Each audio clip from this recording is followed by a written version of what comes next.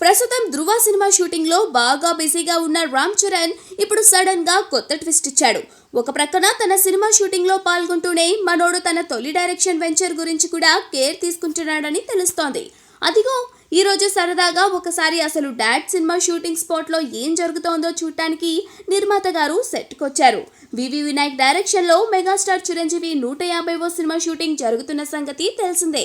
ఈ సినిమాకు సంబంధించిన కీలక 3వ షెడ్యూల్ ను ఈ రోజు నుండే మొదలు పెట్టారు.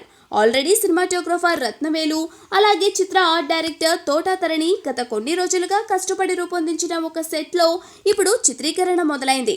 అసలు ఈ వ్యవహారమంతా ఎలా జరుగుతోందో ఒకమారు చూడటానికి చరణ్ ఈ రోజు లొకేషన్ కు విచ్చేశాడని తెలుస్తోంది. అయితే కేవలం పక్క నుండి షూటింగ్ చూడటమే తప్పించి ఇదేంటి అదేంటి అని ఒక్క ప్రశ్న కూడా వేయకుండా అక్కడ నుంచి లంచ్ చేసి బయలుదేరాడట కుర్రాడు.